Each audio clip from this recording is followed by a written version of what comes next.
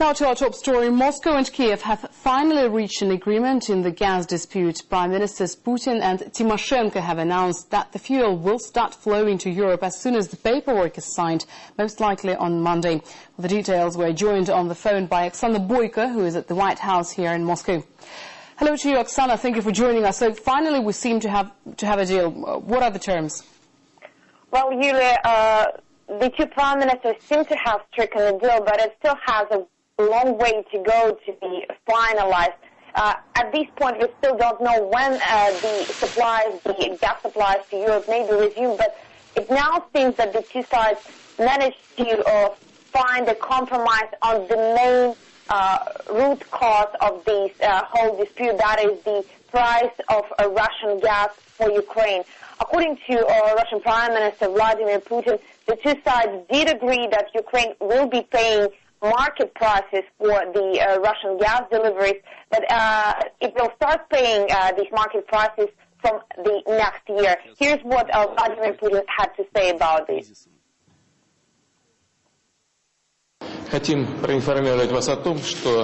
We'd like to let you know that as a result of our talks, we have managed to achieve an understanding that Russia and Ukraine will switch to the European pricing formula in natural gas trade. At the same time, we have agreed that in 2009 we'll make a 20% discount for our Ukrainian partners, on the condition that Russia retains a discounted tariff for the transit of its gas to Europe through Ukraine's territory in 2009. That is the same tariff it paid in 2008. At the same time, we have agreed that starting on January the 1st, 2010, we will completely switch to European standards in our pricing, both for gas supplies and for gas transit, without any diversions and discounts, both for gas supplies and for gas transit. Now, you just heard Vladimir Putin saying that Russia would offer Ukraine a 20% discount for this year for its gas deliveries, but Vladimir Putin didn't give any specific figures, so as of now we can only guess about what this discounted price for Ukraine may be. Earlier this year, Vladimir Putin said that the lowest possible price for Kiev was around $375 US per 1,000 cubic meters. So if you take this figure as basic, that means that the price for Ukraine would be around $300 per 1,000 cubic meters. But as at this point, it's just a speculation, and we are still to learn the exact figure. Now, Vladimir Putin's counterpart, Yulia Timoshenko, said the talks were very difficult, and indeed she looked quite exhausted at this press briefing with Vladimir Putin, but at the same time she praised the talks as resultive, as something that brought a breakthrough. Here's exactly what she said. Indeed, our talks weren't easy, but we have reached an understanding which will allow us to sign all the contract papers. We have instructed Naftogaz and Gazprom chief executives to prepare all the paperwork according to the understandings we reached in our talks today, no later than Monday. Also, immediately after all the documents on gas transit and gas supplies are signed, all gas supplies to Europe will resume. I think this day was quite fruitful, and the summit that convened today yielded results. We were able to achieve mutual understanding.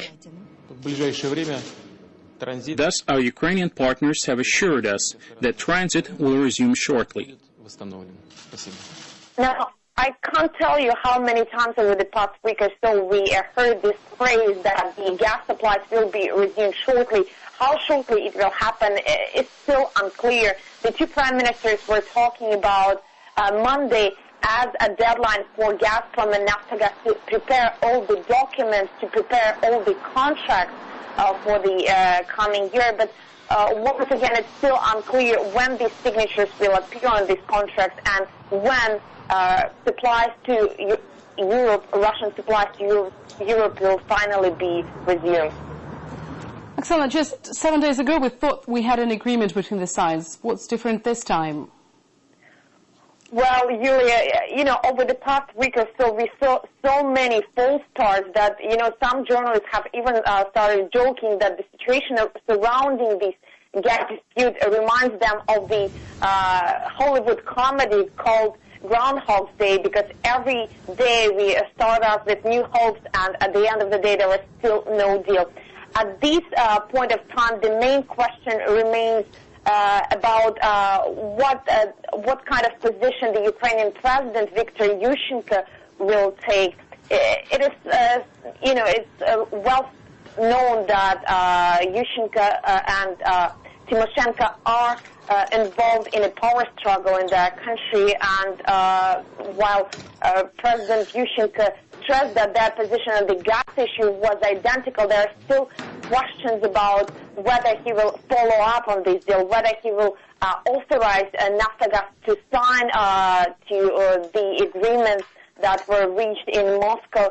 But it seems that the pressure, the European pressure on both capitals, on both Kiev and Moscow, is building up. European patience is definitely wearing thin. So if indeed the Ukrainian president refuses to follow up on this agreement this time around, it's difficult to imagine what sort of compromise could be found.